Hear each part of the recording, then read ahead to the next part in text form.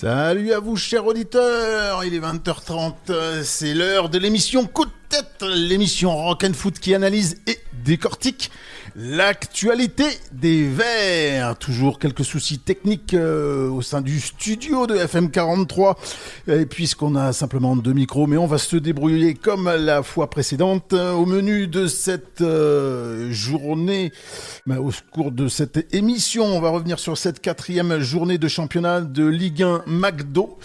Et justement, au menu McDo de cette 4e journée, on va revenir sur ce Saint-Étienne-Lille, cette première victoire stéphanoise face à Lille. Et les deux insulaires du jour, lui il est plus l'île d'Elbe, c'est notre Napoléon Vert qui est en exil. Salut à toi Eric.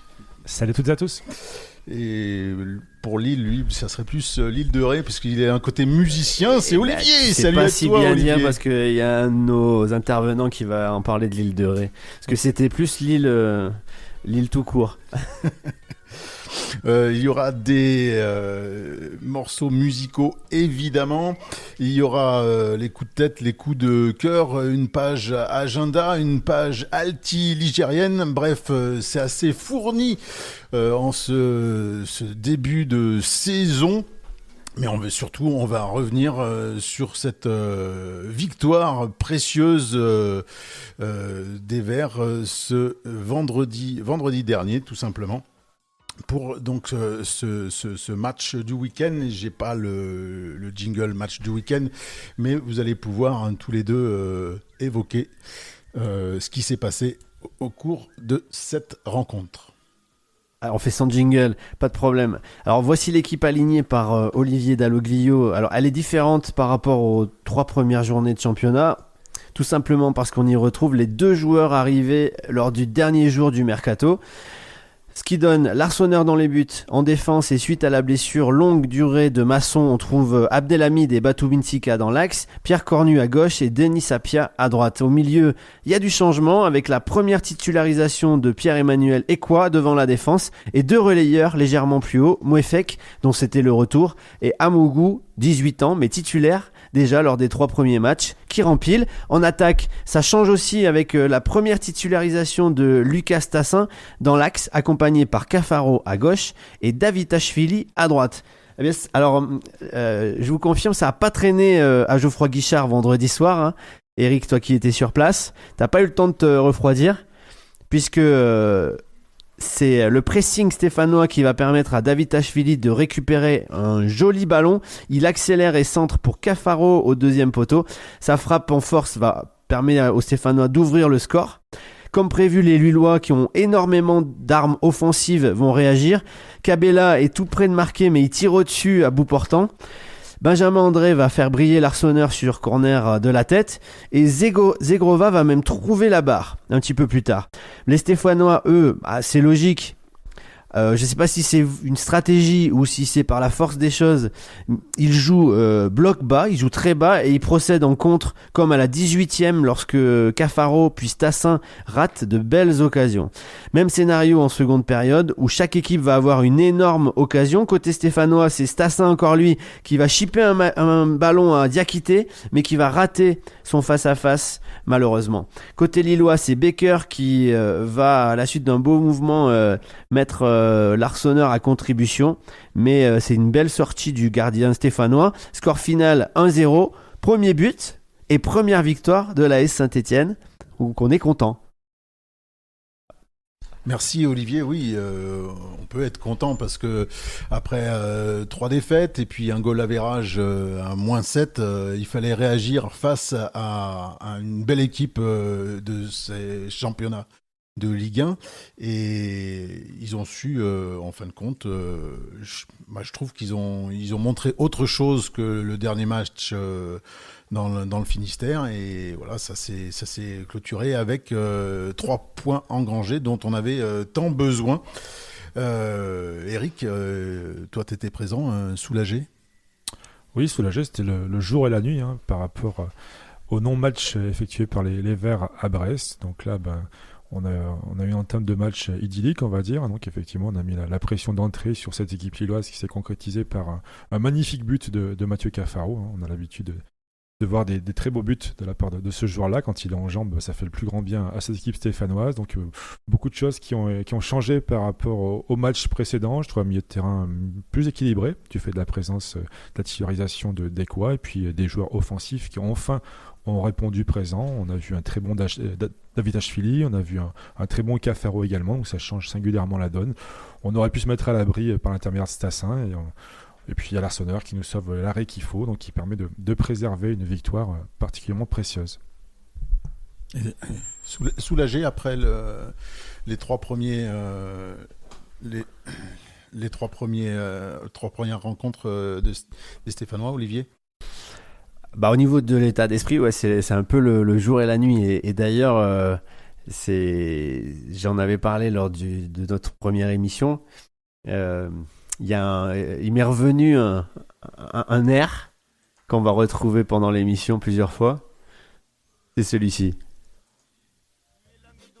Quand tu chantes en anglais, tu n'es pas jamaïcain, tu chantes le reggae, tu es languedocien. Et quand tu chantes en anglais, mets de l'huile. Mets de l'huile.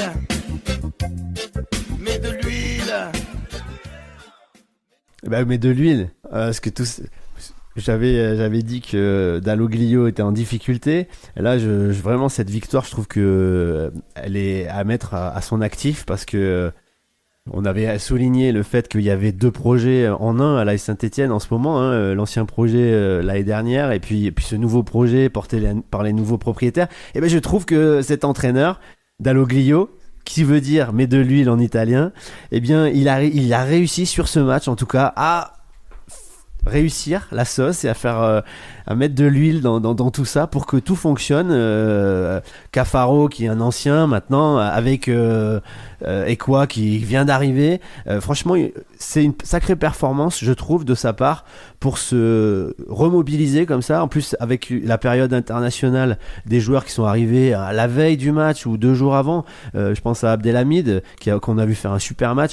Franchement, je tire vraiment un gros coup de chapeau à Dalloglio pour avoir réussi à mettre de la cohérence dans tout ça et puis mobiliser ces joueurs, que ce soit les jeunes, les plus vieux et tout le monde, bien aidé par le COP Nord qui était à nouveau là. Mais voilà, s'il y a une chose, je trouve, à retenir, c'est vraiment cette compétence de Dalloglio pour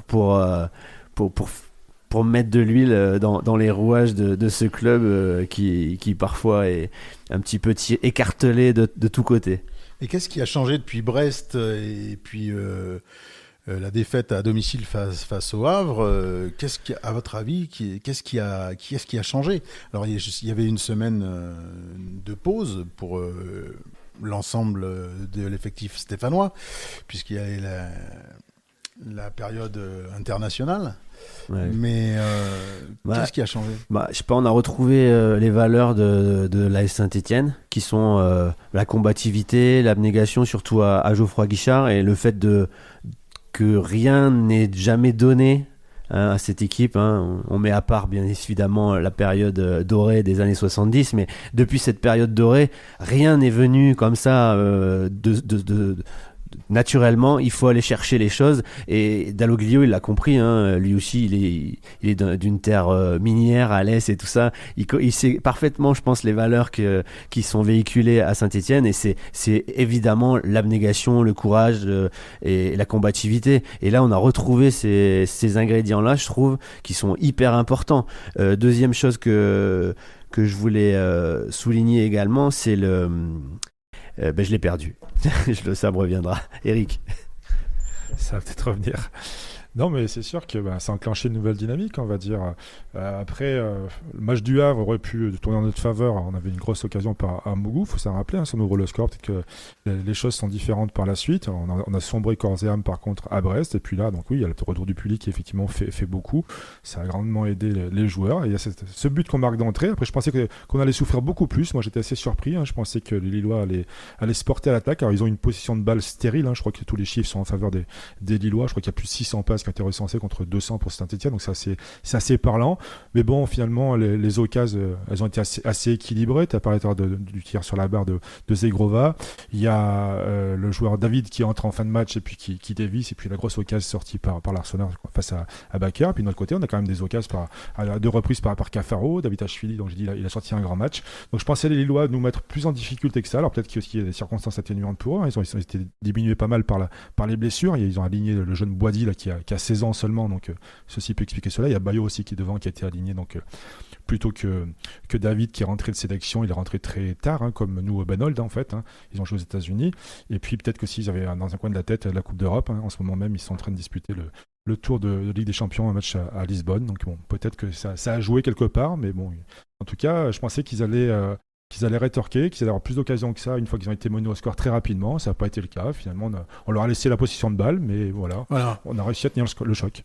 Voilà, on a fonctionné en fin de compte en se découvrant très très peu, en se regroupant derrière et on se projetait simplement en contre-attaque. C'est un choix stratégique de la part de Dalloglio.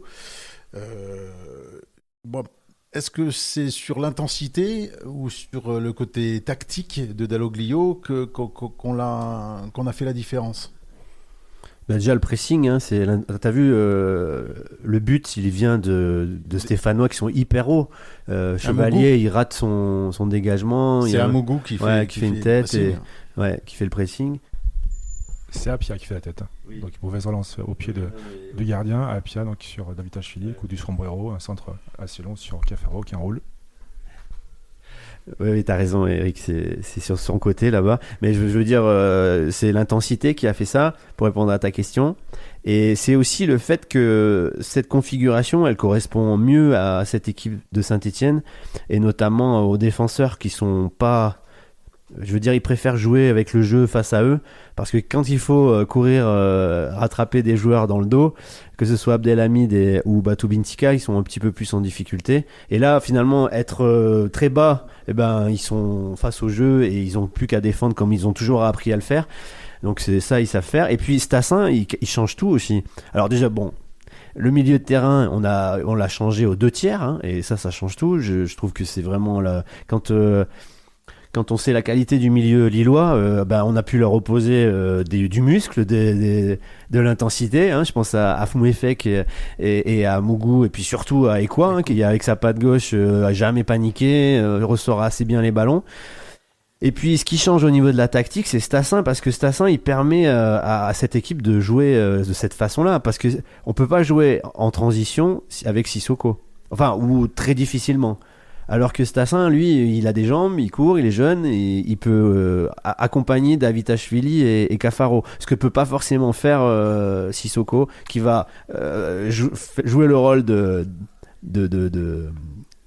sentinelle, mais il va garder la balle. C'est pas tout à fait le même style de jeu.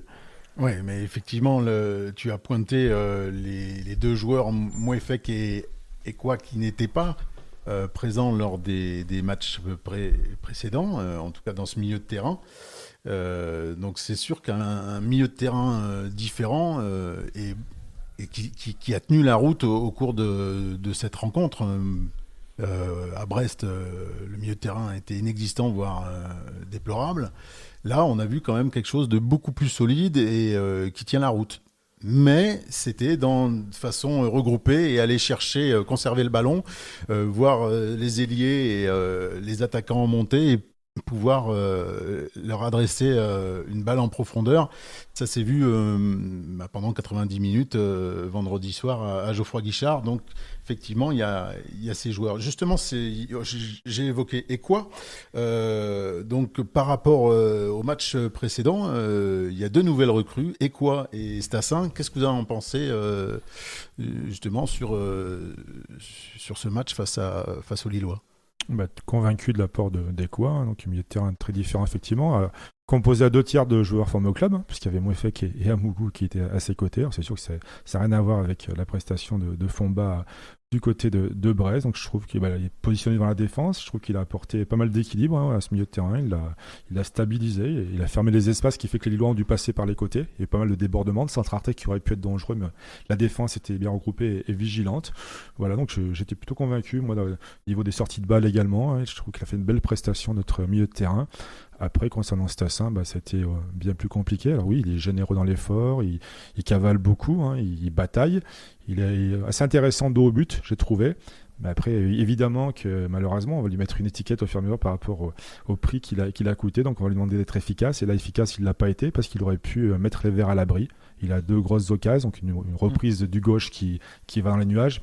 Il a peu de temps pour se retourner. Mais par contre, après, donc, il y a un face-à-face totalement manqué avec le gardien. Donc là, par contre... Ah, je suis pas d'accord, totalement manqué. Parce qu'il la cadre. Hein.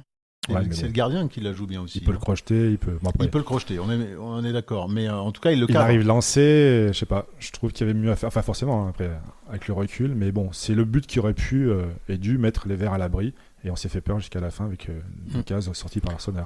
Et pourtant, on a à peu près le même nombre de tirs cadrés que les Lillois sur cette rencontre, alors que tout à l'heure, tu l'as mentionné, Eric, dans les statistiques, les Lillois nous ont bouffé. Hein, on est à moins de 30% de possession de balles.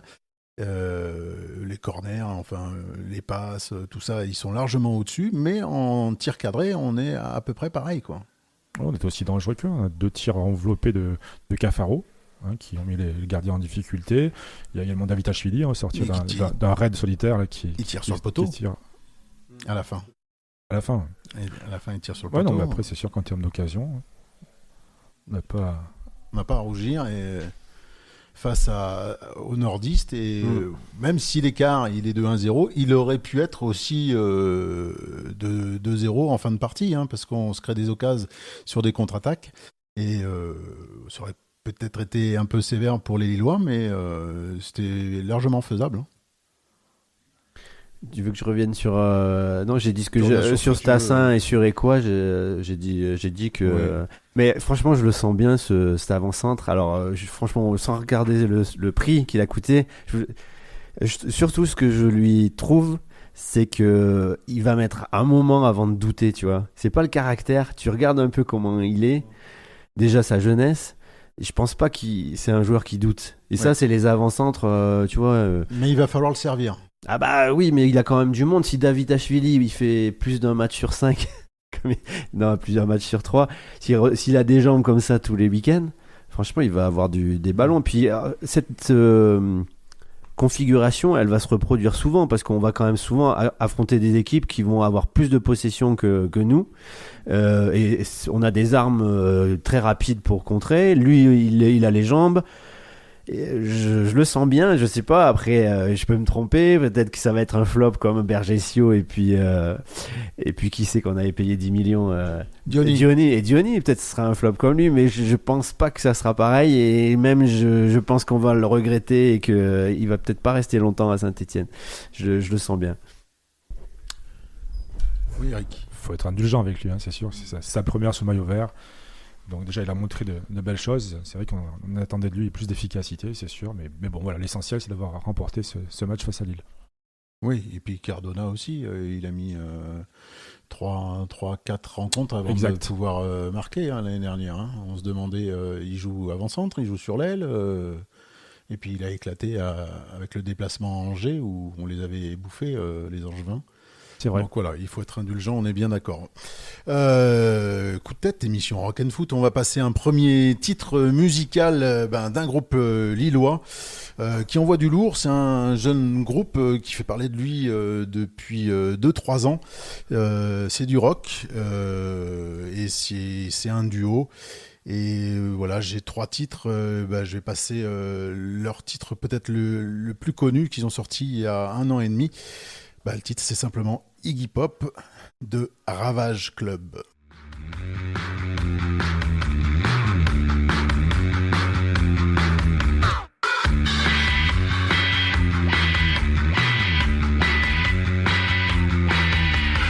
Je veux danser avec Iggy Pop sur mes chansons.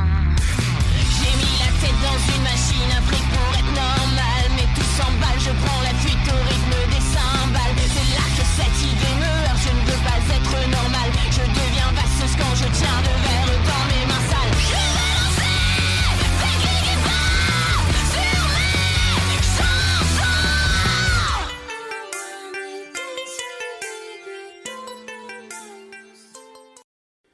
Iggy Pop, le titre de Ravage Club, le duo nordiste qui envoie du lourd. Hein, et la particularité de ce groupe de rock, c'est qu'ils chantent toutes leurs chansons en français.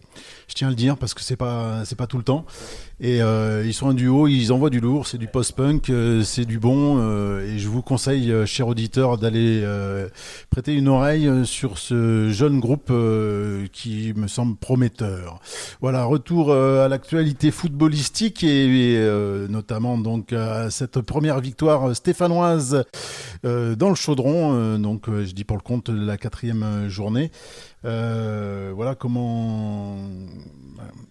Qu'est-ce que vous avez retenu, je sais pas moi, sur les joueurs, la prestation des joueurs, encore un gardien intouchable, hein, parce qu'il en sort. Une charnière centrale qui a tenu le choc, cette fois-ci. Et puis un David Tadjvili vraiment bon. Moi, j'ai reconnu le Bordelais que j'avais vu il y a 2 ans et qui peut faire la différence. Et puis oui, il a fait la différence. Il a fait 2-3 rushs qui étaient vraiment plaisants à regarder. Les Bordelais avaient prévenu qu'il était un petit peu sur courant alternatif. Il avait fait une très belle entame, premier match amical contre Villarreal où il change carrément le cours du match avec 2 buts et une passe décisive. Et puis depuis, c'est vrai qu'il a été relativement transparent. On l'a pas reconnu. Puis là, le diable est sorti de sa boîte. Il était excellent durant cette partie. Hein, vraiment, alors le coup du sombrero qui amène le but de Cafaro. Ensuite, donc, le raid solitaire. Et puis, une grosse débauche d'énergie. Hein, beaucoup de générosité de la part de David Tadjvili qui a fait beaucoup de différence. Il a beaucoup apporté. Cafaro également. Donc, quand il est en jambes, on le voit tout de suite. À l'entrée, il marque un superbe but. Et ensuite, c'est lui qui se crée des occasions. Il s'ouvre 2 fenêtres de tir qui ont mis le LOSC en difficulté. Donc quand ces 2 joueurs-là, effectivement, apportent offensivement, ça change le cours du match. Le milieu de terrain, on en a parlé tout à l'heure. Derrière, je suis d'accord avec toi. Hein, ça a grandement changé. Abdelhamid a bien tenu sa défense. Hein, dans les airs, il a été à son avantage. J'ai trouvé Apia aussi très bon. Hein. Tu parlais tout à l'heure dans ton résumé du tir au-dessus de Cabella. Mais c'est Apia qui fait un sacré retour sur notre ancien joueur. Hein. C'est Cornu qui perd son duel sur le côté et effectivement, heureusement, il y a son acolyte de l'autre côté qui fait l'effort de revenir sur Cabella. Voilà, après donc beaucoup de satisfaction dans toutes les lignes. Larsonneur donc, qui sort la tête d'André sur corner, avant l'occasion dont j'ai parlé tout à l'heure à plusieurs reprises. Oui, tu voulais ajouter Olivier ? Non mais je vous suis évidemment, mais je vais enfoncer le clou en disant que le top c'est Dalloglio, hein, parce que il a pas cédé à la panique. On avait dit qu'il aurait pu éventuellement mettre sur le côté Abdelhamid. Hein. Limite, tout le monde aurait compris parce que il est parti avec le Maroc jouer en fin fond de l'Afrique centrale. Je sais plus où d'ailleurs, les autos, je sais pas où. Revient, il a dû faire des heures d'avion pas possible. Ça, tout le monde aurait compris. Il l'a maintenu. Et en conférence de presse, il a expliqué que, en fait, ce qui allait pas, c'est qu'il voulait faire trop de choses. Comme c'était le seul joueur un peu expérimenté et qu'il voyait des choses qui allaient pas trop dans ce club, on le dit assez souvent, il était au four et au moulin à reprendre les uns, reprendre les autres. Et en fait, ça a joué sur sa prestation. Et maintenant qu'il a décidé de s'occuper que de son jeu, le capitana bien sûr, mais beaucoup plus de son jeu, a priori ça va aller beaucoup mieux. Donc Dalloglio, bravo, chapeau, encore une fois, je le redis, mais c'est ne pas céder à la panique et puis aussi faire jouer, préparer ces 2 joueurs comme il les a préparés, pas changer de stratégie parce qu'il y a Lille qui arrive, une équipe de Champions, jouer comme il l'a fait, avec peut-être le jeu de transition, mais non, franchement, rien à dire. On passe au flop, peut-être ? Oui. Eh ben les flops, c'est Cornu, hein, vous l'avez dit. Je suis même proche de penser que Petro doit pas être si loin que ça dans la hiérarchie. Enfin, moi, j'ai vu faire Petro des meilleurs matchs que ça, que Cornu vendredi soir. Petro, sur une saison, il a des hauts et des bas. Effectivement, il a été époustouflant l'année dernière où il marque un pion. Angers. Voilà, contre Angers. Mais, on a notre Bible. Mais bon, c'est trop irrégulier sur une saison. Mais ouais, je sais pas. Cornu, moi, j'avais bien aimé ses centres à Brest. Alors qu'il n'en a pas fait énormément, mais moi j'ai trouvé qu'il avait une belle patte gauche et qu'il pouvait servir justement un avant-centre. Mais bon, c'est effectivement, ce côté défensif sur cette rencontre-là, il est passé un peu à travers. Après, c'est vrai que comme on n'a pas beaucoup de joueurs d'expérience, lui, il en a un petit peu. Il a fait en plus il est un peu bourlingué, donc c'est bien qu'il soit peut-être là. Mais il a 2 cartons jaunes, si je ne me trompe pas. Et donc, peut-être qu'au prochain carton jaune, on va avoir Petro, parce que on l'a pas dit peut-être, mais Masson est blessé pour longtemps. En raison d'une blessure au genou et d'une opération au genou. Donc sur ce côté-là, on va voir bien sûr Cornu, mais peut-être bien Petro en relais. Ouais, mais pas celui qui a joué les 2 premiers matchs latéral. Tu me rappelles, Eric, le nom? Non mais t'es dur. Nzouzi. Nzouzi. Non, mais Nzouzi, c'était une catastrophe lors des 2 premières rencontres. Y compris contre Grenoble, au Chambres-sur-Lignon. Ouais, mais celui-ci, je l'avais pas vu, mais bon, c'est... Ouais. Après, Cornu, c'est vrai qu'on a fait notre seule satisfaction, entre guillemets, lors du marasme à Brest. Hein. Ouais. C'est le seul joueur qu'on avait ressorti qui n'a pas été catastrophique. Ouais, c'est vrai. Et là, on gagne et on se dit que c'est le joueur qui était le moins en vue. Ouais. Il avait de sacrés clients. Donc, il faudra bien du temps, hein, avec de l'huile. Il a peut-être pas trouvé la bonne huile d'Aloglio pour Cornu. Il faut une huile plus méditerranéenne, tu vois, il vient d'Israël. On a beaucoup critiqué les 3 premières rencontres avec le manque de jeu côté stéphanois. On dit, mais il n'y a pas de jeu. Effectivement, il n'y a pas de jeu. Là, sur cette rencontre, on l'emporte, mais est-ce qu'il y avait vraiment du jeu? Puisque la tactique était simple, hein. On se remet derrière et on se projette vers l'avant lorsqu'on récupère le ballon. Est-ce que ça vous inquiète pas? Bon, on a quand même inscrit un but construit, un but dans le jeu. Oui. C'était pas un but sur coup de pied arrêté. Après, oui, je suis d'accord avec toi, il n'y a pas forcément plus de jeu, mais bon, on se crée quand même des occasions face à un adversaire quand même assez coriace, hein, qui est un adversaire européen. Donc, on gagne 1-0, mais on aurait pu inscrire d'autres buts. On a des occasions. Encore une fois, on a dit que c'était assez équitable par rapport à Lille. Donc, ouais, non, on ne s'est pas ennuyé du tout vendredi à Geoffroy Guichard. Moi, je ne pensais pas du tout assister à cette rencontre-là. J'avais très peur de ce match-là contre Lille. J'avais très peur de prendre une nouvelle fois une raclée. Et puis, pas du tout. Voilà, le but d'entrée, évidemment, ça a servi, mais je pensais qu'on allait reculer beaucoup plus que ça. Je pensais qu'on allait beaucoup plus être mis en danger par les Lillois. Ça n'a pas été le cas. Donc, non, on a tenu la dragée haute à cette équipe. Donc, on a quand même produit du jeu malgré tout. Oui, puis si tu regardes bien, les plus grosses occasions, c'est pas tellement en contre-attaque qu'on les a, c'est grâce au pressing. Donc on reste haut, on perd la balle, contre-pressing, on récupère la balle comme avec Stassin là, qui vient chipper la balle et qui a plus que le gardien face à lui, et même le but. Donc ça c'est plutôt on n'a pas que une façon de jouer, c'est-à-dire recroqueviller et puis on explose en rencontre. Par contre, quand on va voir arriver à Geoffroy Guichard une équipe comme le cas c'était Le Havre, mais ça peut être le cas pour Angers par exemple, mais il y en aura peut-être pas beaucoup. Mais quand il va falloir faire le jeu, quand l'équipe d'en face va nous laisser le ballon, c'est vrai qu'on va être un petit peu embêté parce que jusqu'à présent on sait pas trop faire ça. Donc à voir dans ces cas-là, mais bon, Le Havre est passé, il n'y a pas beaucoup d'équipes qui laissent le ballon comme ça, qui vont laisser le ballon dans cette Ligue 1 parce qu'on est outsider, mais justement c'est la bonne position pour Saint-Etienne. C'est normal qu'on mette du temps parce qu'en Ligue 2, au contraire, il a fallu apprendre à avoir la balle et à construire. Et en Ligue 1, on n'a plus la balle. Donc il faut apprendre à jouer complètement différemment. Donc on a mis 3 matchs pour s'habituer à tout ça. Je pense que là, Dalloglio a trouvé la bonne formule. À Nice, franchement, ça va être pareil. Je vois pas pourquoi il changerait. On va en parler tout à l'heure. Mais vous voyez, même Nice, Marseille, Lyon, c'est des équipes qui vont avoir la balle. On peut jouer comme ça toute la saison pratiquement. 8 matchs sur 10, on peut jouer comme ça. Et ça peut... Alors... faut marquer après parce que sinon plus le temps dure, après tu peux te prendre un coup de pied arrêté, un penalty, c'est assez dangereux quand même de jouer comme ça, peut-être moins bas quand même parce que là on était vraiment très bas, trop bas, mais ça peut marcher, ça peut nous amener au maintien, tout ça. Je me souviens d'un certain Nîmes Olympique mené par René Girard il y a quelques années, effectivement, qui jouait un petit peu comme ça. Un poète. Un poète. Et effectivement, ouais, il n'y avait pas beaucoup de jeux, mais voilà, c'était efficace parce qu'il s'était maintenu à l'époque. Je vais vous passer un deuxième titre musical issu d'un autre groupe lillois que j'apprécie énormément, qui est très peu connu, et c'est pas du rock, c'est du rap. Et il s'appelle YN, et le titre c'est B, mais des bombes.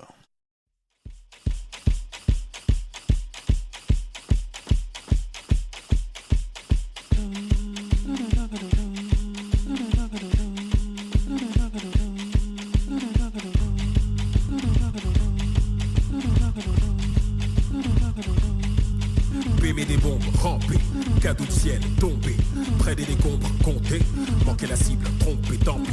Radar vise, appuie, bémé des bombes et les corps s'empilent, bémé des bombes et les corps s'empilent. Raye la carte, lance le missile, ton territoire est à portée de main. Pas d'angle mort, parle à tes morts, bémé des bombes et demain devient loin, bémé des bombes et demain devient. Tu veux que les choses explosent, tu veux que les choses explosent, hein, tu veux que les choses explosent. Voici le mot d'ordre, voici le mot d'ordre, voici le mot d'ordre, voici le mot d'ordre.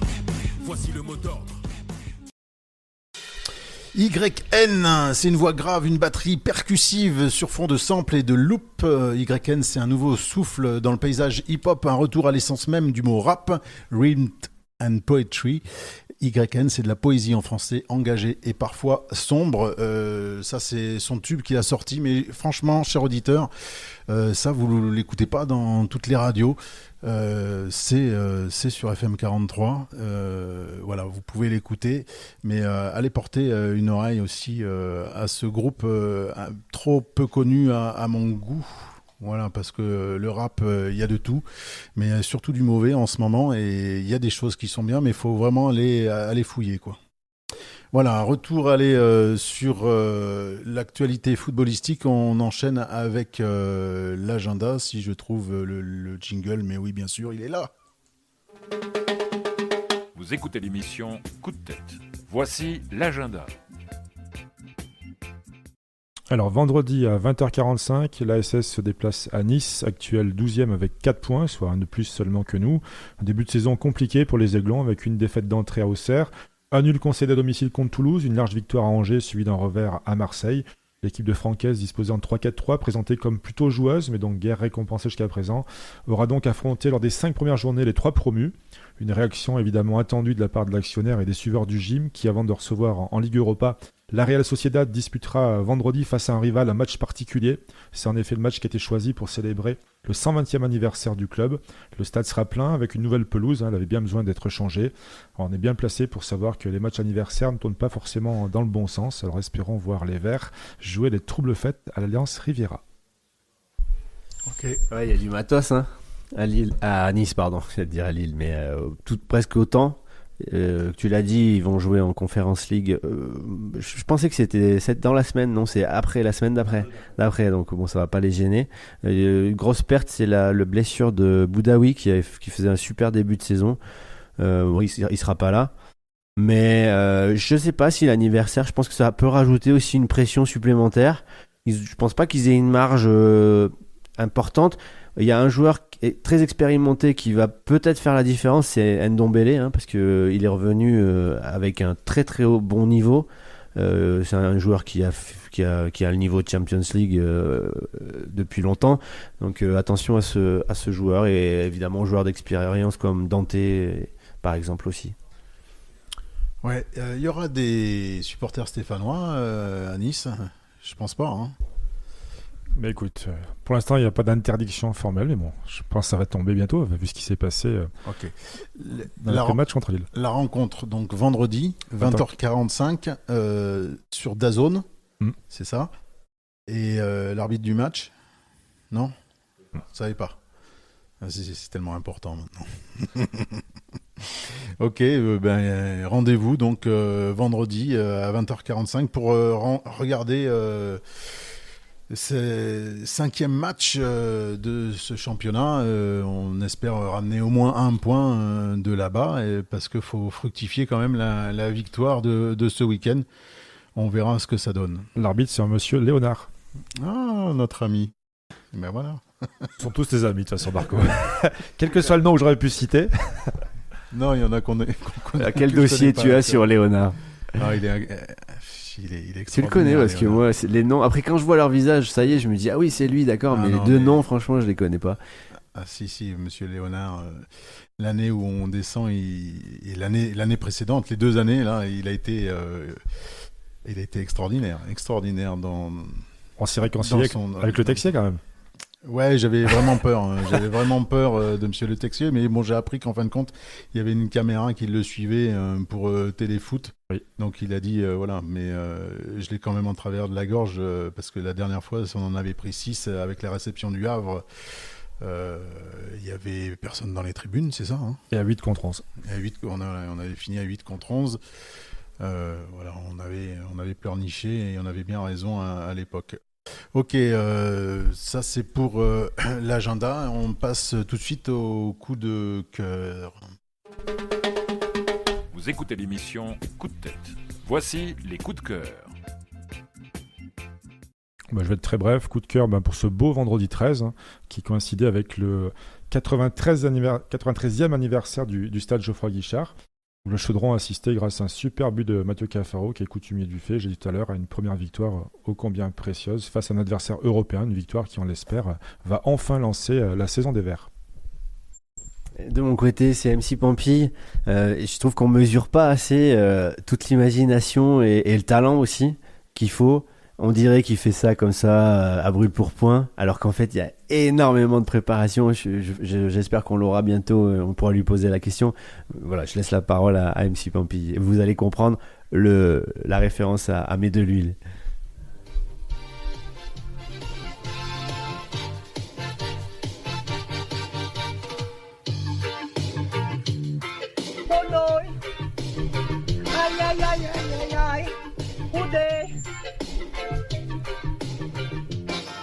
Première victoire en Ligue 1, on peut enfin être gai, faut avouer que ça fait du bien, et c'est les temps qui bégayent. Première victoire en Ligue 1, on peut enfin être gai, faut avouer que ça fait du bien, et c'est les temps qui bégayent. On bat Lille, on bat Lille, on bat Lille, on bat Lille, on bat Lille, on bat Lille. On bat Lille, le 12e homme à Saint-Et, c'est un gros plus. On bat Lille, le 12e homme, écoute. On bat Lille, le 12e homme à Saint-Et, c'est un gros plus. C'est le chant du 12e homme, écoute, c'est un délice, écoute. On a gagné. J'ai plus que ça faisait, c'est pour ça que j'ai besoin de m'exprimer, de faire une petite chanson pour évacuer. Ouh, j'en ai encore des poils. But de Cafaro, Ronaldinho, Cafaro, Ch'to, l'ingénieur de la soirée, merci. Bah ça arrive, des fois, victoire, ça fait du bien. On n'a pas battu l'île d'Oléron, l'île de rien. Ok, merci Olivier pour cet extrait d'MC Pampille qu'on apprécie énormément, évidemment. Mes coups de cœur, Neil Maupay qui est revenu dans le championnat de France alors qu'il avait porté le maillot vert, pas longtemps, mais il l'avait porté. Moi, j'aimais bien son style de jeu d'avant-centre. Il a brillé avec différents clubs en Angleterre, notamment... Brighton, les Seagulls, et son passage en Angleterre a été prolifique et il a marqué ce week-end avec le maillot de Marseille. Ça c'est déjà moins drôle, mais bon, c'est comme ça. Voilà, et un autre coup de cœur, j'étais pas au jus, mais j'ai vu que Oxford United était en 2e division. Voilà, je me souviens, la dernière fois qu'ils étaient à ce niveau-là, c'était en 87-88. Donc j'étais assez sidéré, ils sont 6e, 7e, et je souhaite le meilleur pour cette équipe jaune et noire. Voilà, Oxford United. Voilà pour les coups de cœur, et on enchaîne avec les coups de tête. Vous écoutez l'émission Coup de tête. Voici les coups de tête. Alors, les coups de tête, le premier, j'ai voulu commencer l'émission avec ça. C'est un gros coup de chagrin qu'on partage tous les trois. C'est la disparition de Monsieur Roustan. Et voilà, c'était une voix vraiment... qui sortait de l'ordinaire, et puis s'il y avait un journaliste rock and foot, nous qui faisons une émission rock and foot, c'est bien lui. Et si on est là, c'est grâce à lui, parce que moi jamais j'aurais imaginé faire ce genre d'émission, mais à l'époque, en fin de compte, quand Olivier m'a dit tiens, ce serait bien qu'on fasse une émission, il y avait le retour de Roustan à la télé, c'est à l'équipe TV, il faisait avec enfin du foot. Et j'ai gardé toutes les cassettes de l'époque. Voilà, j'ai des heures et des heures avec Roustan et Pierre Ménez. Et voilà, mais c'est un gars qui mêlait la poésie, la simplicité et qui avait la passion du jeu. Et on partageait un peu la même vision du foot, le côté romantique, et avec toutes ces émotions. Et voilà, il nous a quittés brusquement. Ça m'a fait un choc, je pense que pour vous aussi, mais un gros choc. Et voilà, c'est un gros coup de chagrin pour clôturer cette émission coup de tête, quoi. Mais c'est vraiment moi, ça m'est vraiment tombé dessus. Et waouh, costaud quand même. Ouais, l'annonce de sa disparition nous a totalement tous bouleversés. Hein. Effectivement, on a grandi avec lui. Hein. C'était pour nous téléfoot, c'était terre de foot. C'était pour moi, je le revoyais encore au bord du terrain en 80 après le titre contre le Girondins de Bordeaux, en train d'interviewer Herbin, Platini, Lopez. C'était un vrai amoureux des Verts. Hein, il y a peu de temps encore, il présentait sur Internet le geste vert. Donc, il a toujours gardé un attachement profond pour l'AS Saint-Etienne, qui lui a rendu, comme beaucoup de clubs, hommage ce vendredi. Il y a une minute d'applaudissements en son honneur au stade Geoffroy Guichard. Voilà, je partageais la même passion que lui pour l'Argentine, pour Diego Maradona. Il ne faut pas oublier qu'il a créé un syndicat de joueurs avec Cantona. Michel Platini a dit de lui qu'il était un révolutionnaire du journalisme. C'était un poète, a dit Jean-Michel Larquet, qui également lui a rendu hommage. Il disait c'était un idéaliste du football, donc on peut le rejoindre là-dessus. Et je voulais partager avec vous une petite pastille d'Omar Da Fonseca. J'espère que ça va marcher, qui également donc a voulu rendre hommage, comme beaucoup d'autres, à Didier Roustan. Il y a des prénoms qui sont des signatures. Didier est de cela. On peut la traduire par celui qui est désiré, celui qui est aimé, donc aimable. Difficile de te résister, toi, qui revais en direct et en différé les exploits de tes idoles, embrasé par le divin main de Diego, emporté par le panache cantonesque d'Éric Lorraine, attendri par la grâce d'un crore virevolant, émerveillé par le roi Pelé au sommet d'une montagne jamais conquise. 66 ans d'éternité à jamais gravé dans chaque brin d'herbe où un ballon peut rouler, raconter, espérer, rassembler. 66 ans de rêveries, d'utopie, de générosité, d'humilité, de douces révoltes. Dans la symbolique des nombres, 66 est le chiffre de l'harmonie, du dévouement, de l'amour inconditionnel. Pour cette raison, si l'on fallait juste une, tu ne pourras jamais mourir, Didier. Jamais. Comme ta bande de potes que tu vas retrouver, Diego, Johan, Pelé, Franz, et tous ceux qui à jamais vont rester dans nos mémoires. Au générique de mes souvenirs, s'afficheront toujours ta voix et ton sourire. Hasta luego, amigo. Cuando un amigo se va, queda un espacio vacío que no lo puede llenar la llegada de otro amigo. Cuando un amigo se va. Voilà, donc pour ceux qui ne parlent pas espagnol, les paroles de la chanson d'Alberto Cortés, lorsqu'un ami part, il reste un espace vide que ne peut combler l'arrivée d'un autre ami. Voilà, c'est un hommage parmi tant d'autres, rendu par Omar Da Fonseca à Didier Roustan, le regretté Didier, qui avait sorti un livre que je vous conseille, un puzzle. Il espérait sortir la suite, et malheureusement, ça ne se produira pas. Et oui, on l'avait loupé. Moi, j'avais appris le lendemain, avec toi, Eric, comme quoi il était à la FNAC à Saint-Etienne. Et moi, si je l'avais su, j'y serais bien allé, mais je n'étais pas au courant. Et je regrette fortement. J'ai complètement loupé.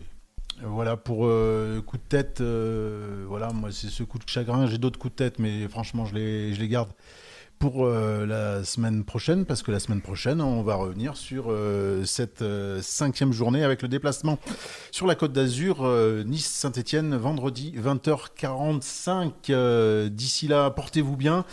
Et allez les Verts, bien sûr. Et on se retrouve mardi prochain.